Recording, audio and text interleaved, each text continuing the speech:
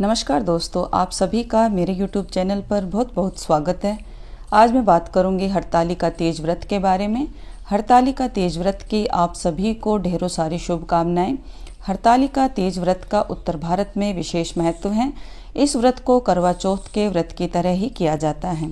इस व्रत को कुंवारी कन्याओं से लेकर सुहागिन महिलाएं सभी इस व्रत को कर सकती हैं। कुंवारी कन्याएं हैं अपने अच्छे घर वर के लिए इस व्रत को करती हैं, तो सुहागिन महिलाएं अपने अखंड सुहाग की प्राप्ति के लिए, संतान प्राप्ति के लिए इस व्रत को करती हैं। आज मैंने इस वीडियो में हरतालिका तीज व्रत की संपूर्ण सामग्री और पूजन विधि आपको करके दिखाई है। यदि आपको मेरी यह वीडियो थोड़ी सी भी पसंद आए तो वीडियो को लाइक करें, मेरे चैनल को सब्सक्राइब कर दें, बेल आइकन को भी प्रेस कर दें ताकि इस तरह की सभी वीडियो आप अपने फ़ोन पर देख पाएँ, कोई भी वीडियो आप मिस ना कर पाएँ। वीडियो यदि पसंद आए तो आप इसे अपने फ्रेंड्स फैमिली के साथ शेयर भी कर सकते हैं। हरतालिका तीज व्रत करने के लिए सबसे पहले आपको मिट्टी की शिव और माता गौरा पार्वती की प्रतिमा रखनी होती है। यदि आपके पास है तो आप वो रख लें, यदि नहीं है तो मिट्टी की बना लें। इससे पहले मैंने वीडियो अपलोड किया हुआ है। तो देखिए, अब मैं पूजन सामग्री आपको दिखा रही हूँ। 2 बात का दीपक ही शिव पूजन में है वो लगाया जाता है। 2 बात का दीपक शुद्ध देसी घी का मैंने इधर रखकर तैयार किया हुआ है। धूप बत्ती कपूर ली है पूजा में रखने के लिए, और अक्षत लिया हुआ है कलश स्थापना के लिए और लक्ष्मी प्राप्ति का दीपक जलाने के लिए। भस्म जो भोलेनाथ को अति प्रिय है, मैंने भस्म ली है उनका अभिषेक करने के लिए, उनको तिलक लगाने के लिए। इधर मैंने दूध, दही, घी, शहद, शंकर जो पंचामृत से शिव जी को जलाभिषेक करना है, रुद्राभिषेक करना है, वो सभी चीज़ें भी मैंने ली हुई हैं। कलश स्थापना में रखने के लिए मैंने एक सुपारी, हल्दी की गांठ, एक सिक्का ये भी लिया हुआ है। मैं आपको कलश स्थापना भी करके दिखाऊंगी इसी वीडियो में। इलायची और लौंग का जोड़ा लिया हुआ है माता पार्वती को चढ़ाने के लिए। प्रसाद रूप में मैंने पताशे और गुड़ लिए हुए हैं। आपके पास जो भी प्रसाद हो तो आप वो रख लें, क्योंकि शिव जी को सफ़ेद रंग की वस्तुएं, सफ़ेद रंग का भोग और सफ़ेद रंग के वस्त्र ही अति प्रिय हैं। जनेऊ लिया हुआ है शिव जी को, और गणेश जी को वस्त्र रूप में चढ़ाने के लिए चंदन लिया है, क्योंकि भोलेनाथ को सिंदूर और हल्दी से तिलक नहीं किया जाता है, चंदन और भभूति से ही उनको तिलक है वो किया जाता है। इस व्रत में गौरा माँ का श्रृंगार है वो अवश्य रखा जाता है। श्रृंगार के रूप में मैंने वस्त्र के रूप में इधर एक चुनरी, सीसा, कंघा, रुमाल, बिंदी, मेहंदी और लिपस्टिक, काजल, जितना श्रृंगार की वस्तुएं आप रखते हैं उतना ही अखंड सुहाग आपको मिलता है। इसमें आप वस्त्र रूप में साड़ी, ब्लाउज, चांदी, सोने का कोई भी आभूषण, ये आपकी श्रद्धा और सामर्थ्य के हिसाब से हैं। जो भी आप रखते हैं उनके साथ दक्षिणा आप अवश्य रखिए। दक्षिणा रखने से और श्रृंगार की वस्तुओं को रखने से गौरा माता आपको अखंड सुहाग की प्राप्ति देती हैं। आपके घर में स्थायी रूप से लक्ष्मी का निवास रहता है। शिव पूजन में आप शिव प्रिय वस्तुएं हैं वो आप अवश्य रखें। आप देखते हैं कि किसी भी पूजा में ये सभी चीज़ें हैं वो नहीं रखी जाती हैं जो शिव जी को पसंद हैं। जैसे कि बेलपत्र, बेलपत्र शिव को अति प्रिय हैं, तो आप बेलपत्र अवश्य उनको चढ़ाइए। 3, 9, 7, 11 इस तरह से आप बेलपत्र हैं वो चढ़ा सकते हैं। इधर धतूरे का फूल, धतूरे का बीज, धतूरे के पत्ते वो सभी लिए हैं। आपको संतान की प्राप्ति यदि चाहिए तो ये चीज़ें आप ज़रूर चढ़ाइए। धतूरे के फूल, पत्ते चढ़ाने से आपको जो संतान की प्राप्ति है वो होती है। दुर्वा लिया है गणेश जी को और शिव जी को चढ़ाने के लिए। थोड़ी सी भांग है।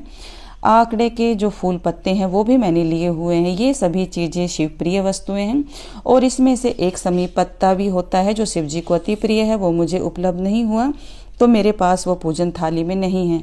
गुड़हल के फूल भी जो गणेश जी को चढ़ाए जाते हैं और माता गौरा पार्वती को भी चढ़ाया जाता है गुड़हल का फूल, तो आप गुड़हल के फूल अवश्य रखें। सफ़ेद और पीले रंग के फूल हैं वो शिव जी को प्रिय हैं, तो शिव पूजन में ये सभी पूजन सामग्री है आप अवश्य रखिए। इन सभी पूजन सामग्री से शिव शंकर भोलेनाथ हैं अत्यधिक प्रसन्न होते हैं और मनवांछित आपको फल की प्राप्ति होती है। कलश स्थापना के लिए मैंने इधर कलश लिया है, इसमें गंगा जल मैंने पहले से ही डाल दिया था।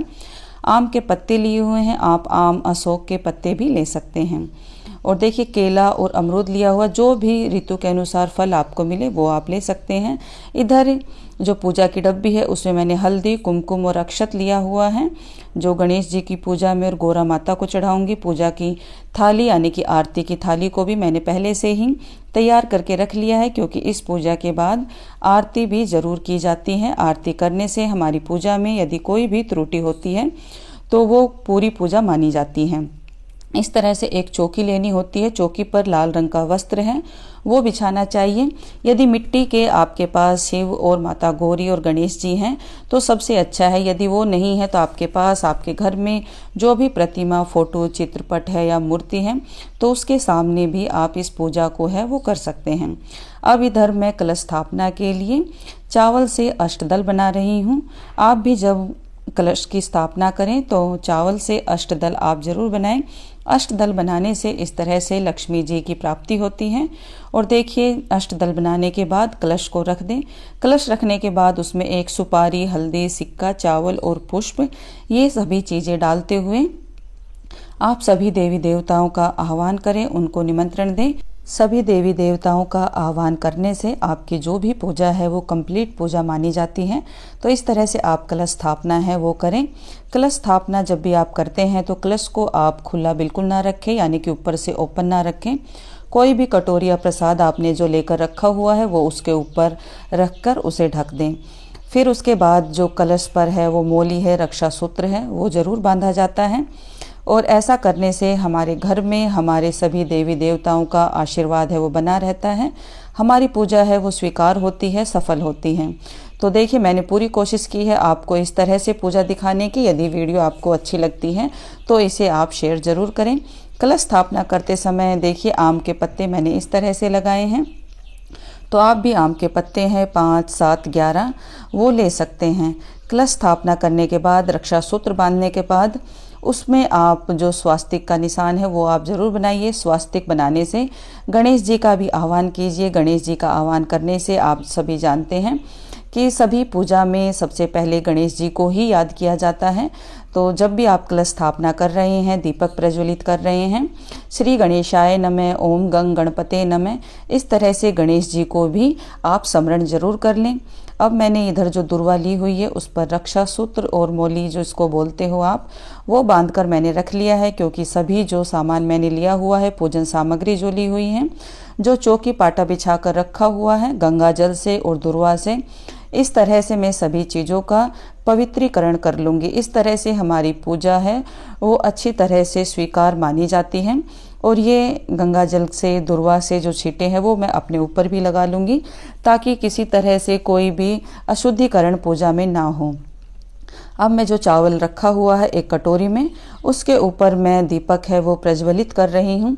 जब भी आप दीपक को प्रज्वलित करें, सर्व मंगल मांगल्ये शिवे सर्वार्थ साधिके शरण्ये त्र्यंबके गौरी नारायणी नमोस्तुते, इस मंत्र का या गणेश जी के मंत्र का या माता गौरा पार्वती का जो भी मंत्र आपको आता है, तो आप लक्ष्मी प्राप्ति चाहते हैं तो जब भी आप दीपक प्रज्वलित करें तो इन्हीं मंत्रों का आप जाप करें। इस तरह से आपके घर में स्थायी लक्ष्मी का निवास है वो बना रहता है। ये देखिए, इधर मैंने शिव परिवार है वो पहले से ही बना कर रख लिया है। यदि आपको शिव परिवार की कोई भी फ़ोटो है या मिट्टी की प्रतिमा आपको बनानी है तो आप मेरा वीडियो देख सकते हैं। मैंने इससे पहले भी एक वीडियो अपलोड किया है इसकी, शिवलिंग कैसे बनाए, मिट्टी से शिवलिंग किस तरह से बनाई जाती हैं। तो यदि आप देखना चाहते हैं तो उधर से मेरा वीडियो आप देख सकते हैं। और डिस्क्रिप्शन बॉक्स में मैं पूजा का शुभ मुहूर्त है वो लिख दूंगी, आप उधर से वो चेकआउट कर सकते हैं। अब सबसे पहले मैं शिवलिंग का जो जलाभिषेक है वो कर रही हूँ, जल से स्नान करा रही हूँ मैं। जल से स्नान कराने के लिए सबसे पहले मैंने इधर तांबे के पात्र में मैंने गंगा जल और शुद्ध जल भर के रखा हुआ है। तो सबसे पहले मैं इधर गंगा जल से ही इनको स्नान करा रही हूँ।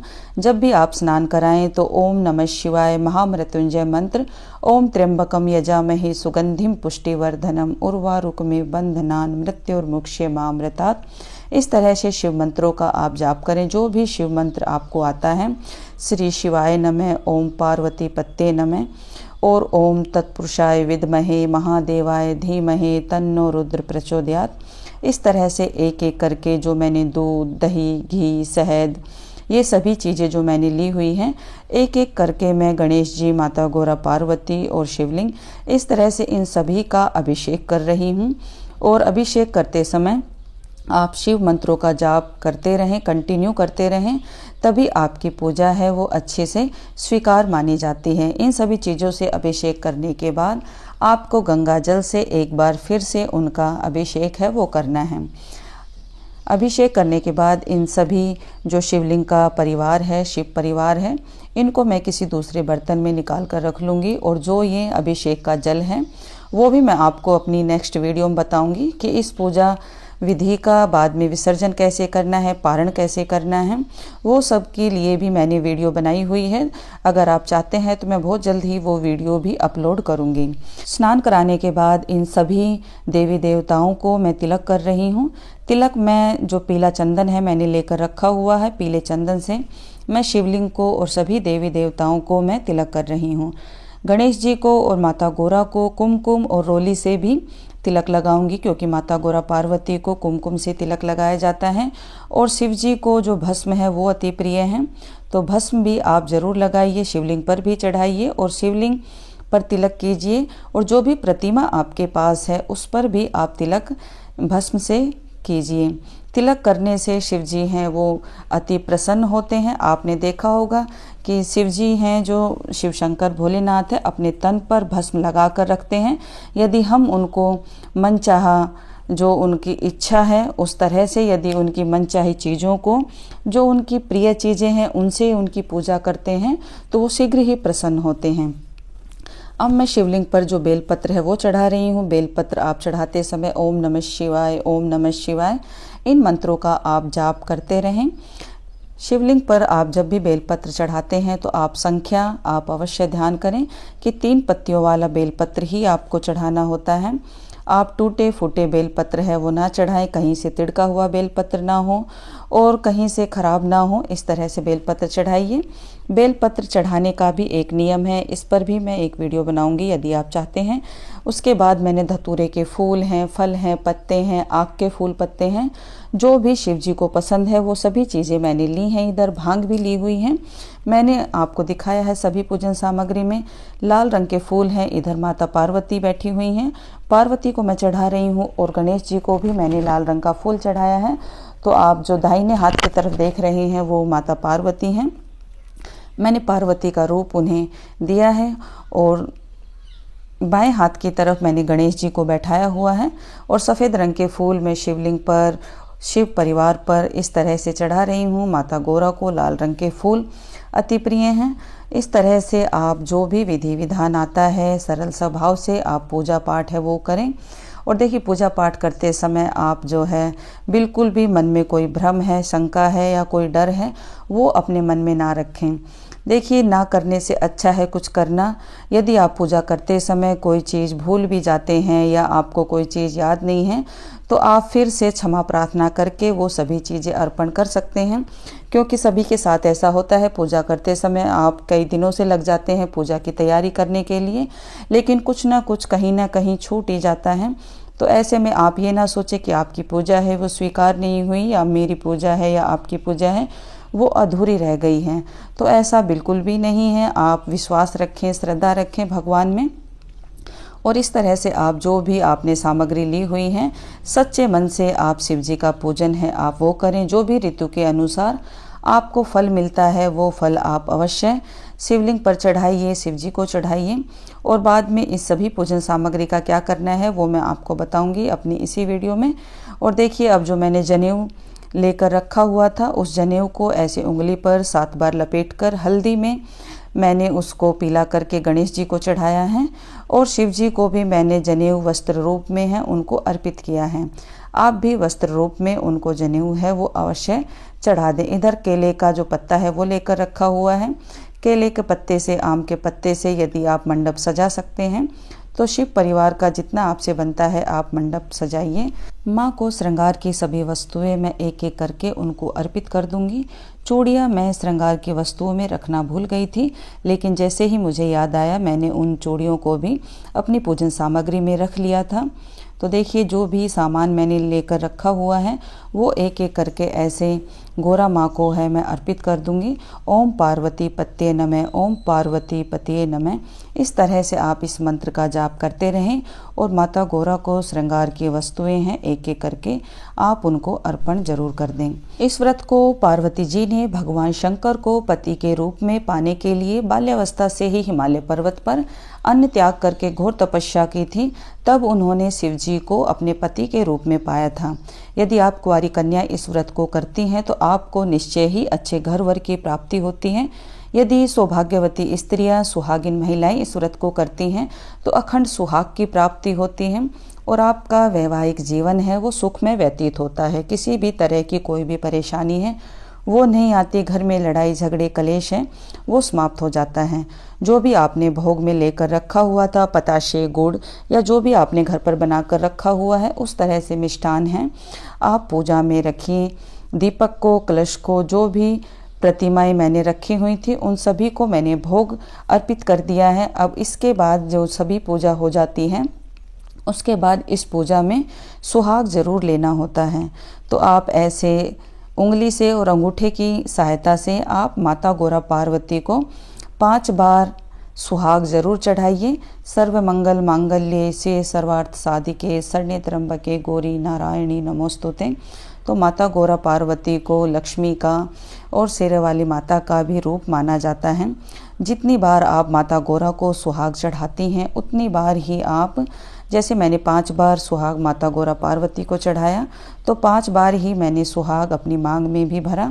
तो आप भी ऐसा ही करें, इससे आपको अखंड सुहाग की प्राप्ति होती है। जो भी मैंने बिंदी का पत्ता लेकर रखा हुआ है, सबसे पहले एक बिंदी मैंने गौरा माँ को लगाई है, उसके बाद इसमें से एक बिंदी लेकर आप स्वयं भी लगा लें। ऐसा करने से सुहाग लेना माना जाता है। तो आप जब भी इस व्रत को करते हैं इस तरह से आप सुहाग जरूर लें। शिव जी की पूजा प्रदोष काल में है वो उत्तम मानी जाती है। प्रदोष काल का समय यानी कि संध्या का समय, ना दिन का समय न रात्रि का समय, जो भी हल्का हल्का अंधेरा होता है उस समय यदि आप इस पूजा को करते हैं तो निश्चित तौर से आप जो मनवांछित फल है, जो भी आपकी इच्छा है, जो भी मनोकामना है वो आपकी पूरी होती हैं।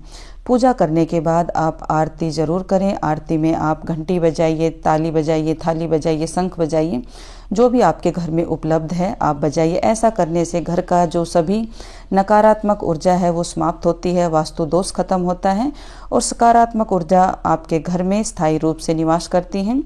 आरती में आप गणेश जी की, माता गौरा पार्वती की और शिव जी की आरती आप ज़रूर गाएं।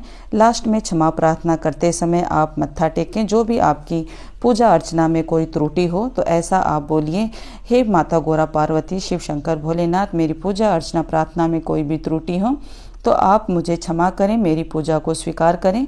यदि आपको यह मंत्र आता है, आवाहनम न जानामि विसर्जनम, पूजा चैवम न जानामि क्षमस्व सर्वे देवम, इस मंत्र का जाप भी आप कर सकते हैं।